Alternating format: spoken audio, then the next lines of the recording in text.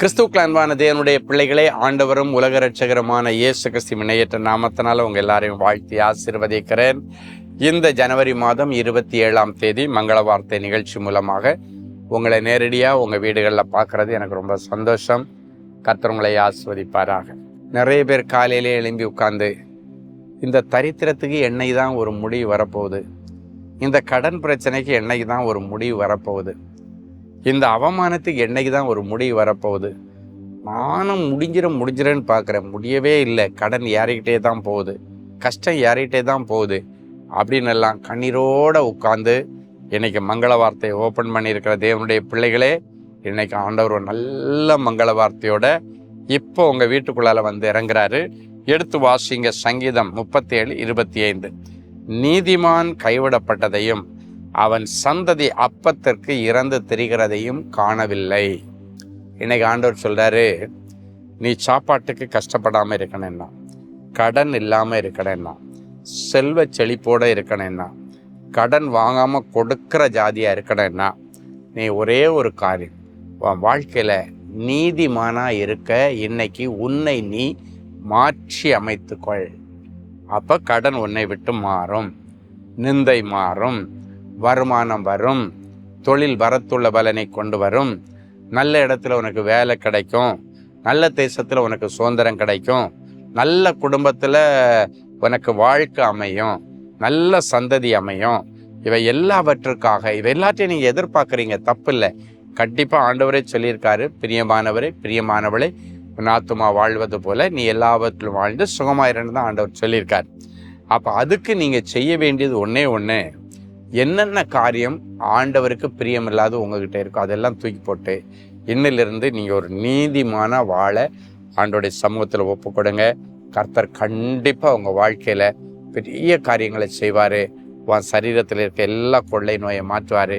நீங்கள் காலையில் எழும்பி உட்காந்துட்டு இந்த நோய் என்ன மாதம் பாடுபடுத்து, ஒவ்வொரு மாதமும் எனக்கு இந்த வயிற்று வலி வந்து என்னுடைய நிம்மதியெல்லாம் கெடுத்துருது, இந்த தீராத உதிரப்போக்கு என்னுடைய நிம்மதியெல்லாம் கெடுத்து என்னுடைய சமாதானத்தை எல்லாம் கெடுத்துருது, ஐயோ இந்த நாட்கள் ஏன் தான் வருதோ எனக்கு தெரியலையே, இந்த தீராத தலைவலி வந்து என்னை ரொம்ப கஷ்டப்படுத்துதே, இந்த முதுகு வலி என்னால் தாங்க முடியலையே, இடுப்பு வலி கழுத்து வலி தாங்க முடியலையே ஆண்டவரேன்னு எல்லாம் யார் யார் புலம்பிகிட்டு இருக்கிறீங்களோ எல்லாருக்கும் இன்றைக்கி விடிவு காலத்தை கொடுக்கும்படி ஆண்டவரத்தில் சொல்லுங்கள். ஆண்டவரே உங்கள் சமூகத்தில் வந்து நிற்கிறேன், என்னை ஒரு விஷயம் பரிசுத்தப்படுத்தும், தகுதிப்படுத்தும், எனக்கு இன்னைக்கு பரிசுத்தப்படுத்தி ஒரு அற்புதத்தை செய்யுங்கன்னு கேளுங்க.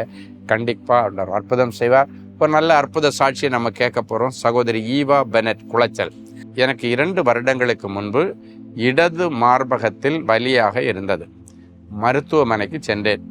மருத்துவர் பரிசோதனை செய்து பார்த்துட்டு ஃபைப்ராய்டு நீர்க்கட்டி என்று சொல்லி மருத்துவ அறிக்கையை தந்தார்.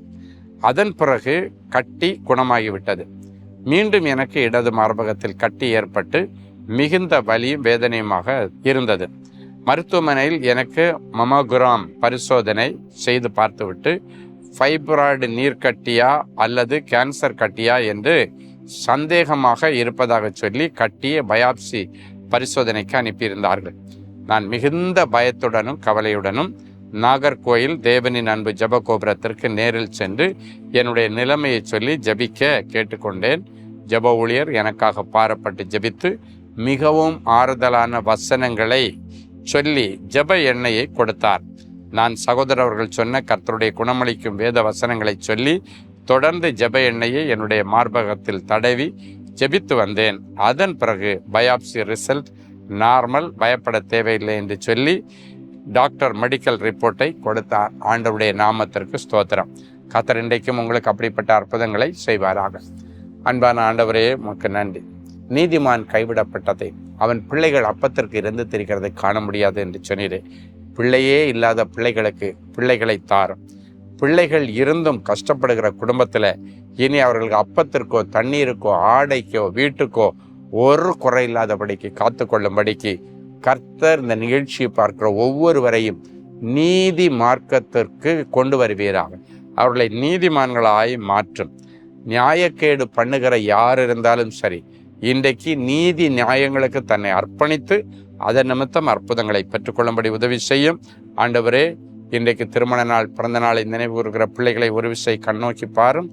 உன்மேல் கர்த்தர் உதிப்பார், அவருடைய மகிமை உன்மேல் காணப்படும் என்கிற மங்கள வார்த்தையின்படி இந்த வருஷம் முழுவதும் அவர்கள் மேல் தேவனுடைய மகிமை தங்கியிருந்து மகிமையான காரியங்களை நடப்பிக்கட்டும். இயேசுவின் மூலம் பிதாவே, ஆமென்.